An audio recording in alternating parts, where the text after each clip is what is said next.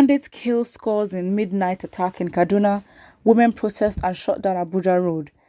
Armed bandits have reportedly killed at least 10 persons in the Goningora suburb in the Chinkun local government area of Kaduna State. Sahara reporters gathered that the incident, which occurred last night, left several other persons seriously injured. Elderly women, devastated by the brutal attacks and killings in the area, have staged a peaceful protest barricading the Kaduna-Abuja road. Abuja Junction under the bridge is currently shut down entirely due to ongoing protests causing hardship to road users. Again, as they should. The protest should continue. That's basically the end of it. These killings can't just happen.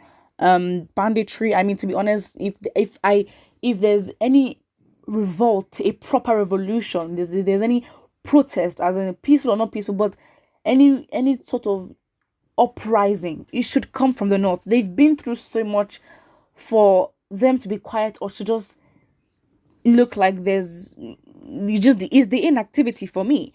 And this should be encouraged. This should be continued because they are going through so much.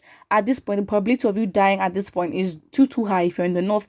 And it's just they've taken so many things for so long. I mean, since 2009, Boko Haram has been on their case and in their territory. So again, it's like at this point they should. Because again, what is to live for in the north, even in the whole of Nigeria, to be honest, but especially the north. Somebody says, I wouldn't be surprised to find out that significant number of troops searching for unknown gunmen were from this region while they're losing their lands to Fulani expansionists. Go defend your land. Somebody says the government is aware of those executing heinous acts and yet don't want to do anything to stop them. I wonder. Well, we can't keep wondering. We have to make a change. Somebody says, Yorubas, I am bored with this country, Nigeria, every day. Scores of innocent civilians are being massacred now. UK has dumped us. We can't reconcile. Can't we reconcile this country? Remember, we are brothers. Let's come together, Yorubas. Let's fix the country with a divine spirit. Join us at the AGN, meaning a good political party called a Great Nige. All right. Somebody also says, divide or restructure Nigeria to save lives. Literally, points, explanation, development, and it just goes straight to the point, encapsulates everything. Divide or restructure, that is the thing. And we need to decide what we want as Nigeria. We need to have like a proper family meeting and be like, okay, like, what are we planning to do? Somebody says, believing one Nigeria is just like signing your death warrant, end Nigeria now and save lives. And the person then puts a picture of the Nigerian of the actual Nigerian map with the Nigerian flag on top of it, and it says expired product in the middle in bold red. Somebody says bandits operate freely most of the time without confrontation from security personnel, but when the villagers buy weapons to defend themselves, you see security personnel going to search their houses and arresting them. Exactly. I mean, it just shows. I mean, the Amotekun has been working in the southwest for a long time, longer than ESN, and of course, ESN being just there for the people to protect them by themselves, it becomes a whole new issue. While at the same time, banditry is going on in the north, and the solution to that is to dialogue, is to grant amnesty, and then recruit them back into the army or into society, rehabilitate them, send them abroad, all that.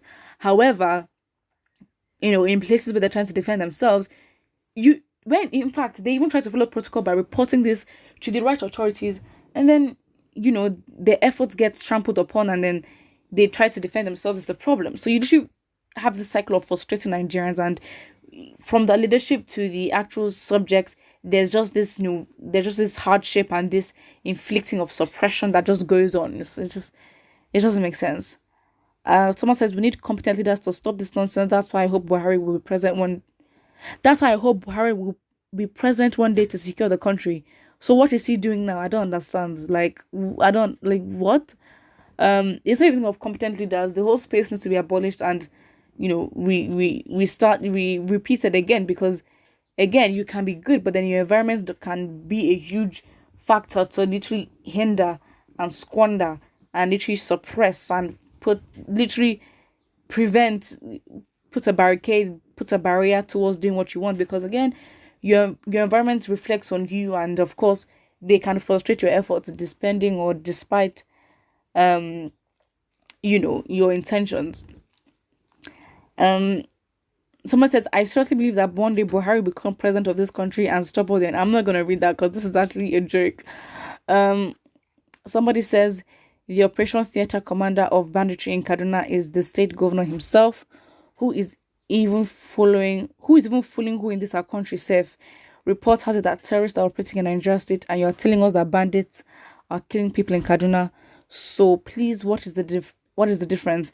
Nigerians, wise up and rise to defend yourselves, as the so-called bandits are just terrorists and they are everywhere. Even Abuja is not safe. Our law enforcement agents are being slaughtered on a daily basis. Politicians are seriously at work here.